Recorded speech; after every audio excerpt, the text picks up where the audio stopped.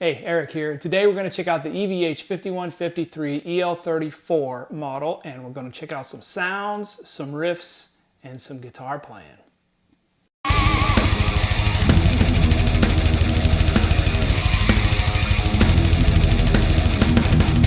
I'm going to talk about using a boost versus not using a boost and why you might want to use a boost. So for example, single coil pickups don't have a whole lot of output. So with this particular head, and the gain settings will be, in fact, the whole amp settings are going to be at the very beginning of this video, so you can scroll back and take a look at that. With the gain settings on the blue channel, you're looking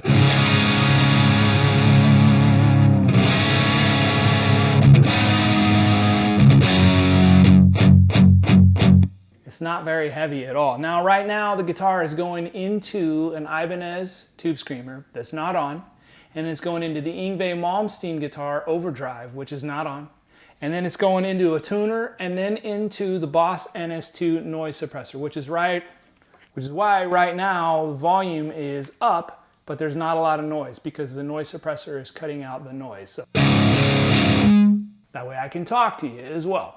Now the YJM guitar has single coil pickups, and the trick when using a high gain amp with single coil pickups is to make it sound heavy. For my particular feel, what I like when I'm trying to play something fast, now that typically, if you're using a guitar that has a humbucker, it could sound a little fat, or an EL34 tube amp head. It can sound a little bit flubby, and it doesn't quite have that pick attack that I'm looking for as a player. So what I found is if you will engage a boost in front of that to help give you that extra gain, and especially when using a single coil guitar, the notes become sharper, faster. Therefore, when you're doing something like, I just kicked on the Ibanez TS9.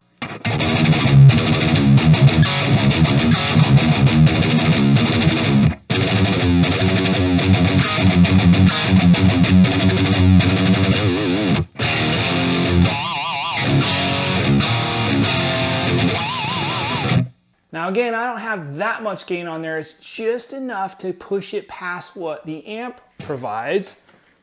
Tube screamer off.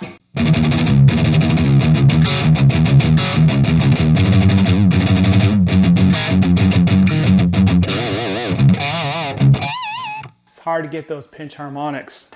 Boost on.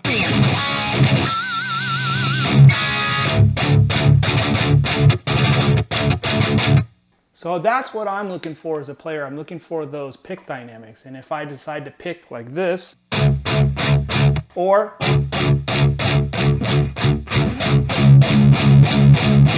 hear how that sounds?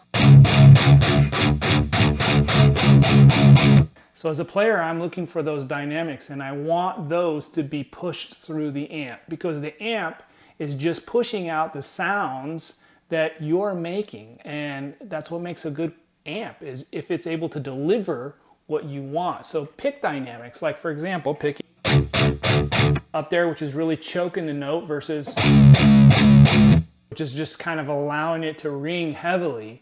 So it depends on your preference. I kind of developed my own style where I kind of choke the notes a little bit more. And I pick pretty heavy too, which again, for this particular guitar, Scarlett fretboards, it's really designed for kind of a light touch. It's not really heavy-handed guitar playing on this particular guitar. So there's a fine line there. There's kind of a balance. You know what I mean? And that's part of the challenge that I dig as a player. So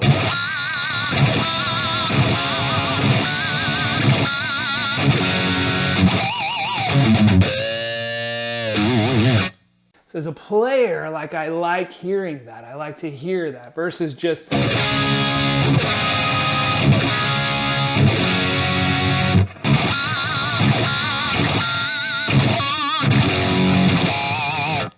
so those are the kinds of things that I think a boost allows you to do, where you're not able to do that with this particular amp head, nor with the 6L6 either on the blue channels. Now, if you use the red channels, and there is the magic with these particular amps, if you switch over to the red channels, you're able to accomplish almost the same effect as having a boost. It really lights these amps up.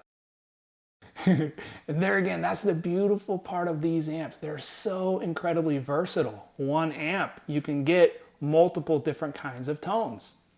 So hey, right now, let's check out some riffs that I put together for this, showing this amp. The amp settings will be at the beginning of the video that I use so you can get the exact sounds. And we're miking the cabinet through a Mesa Boogie 2x12 cabinet with a single Shure SM57 so that the sound will be the same in my room as what it should sound like in your room.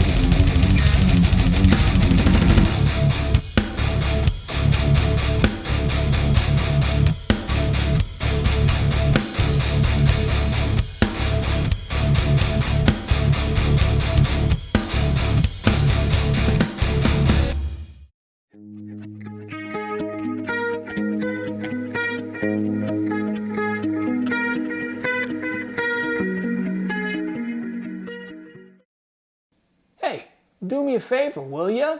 Click like and subscribe to the channel so you don't miss anything. Hey, and ring that bell.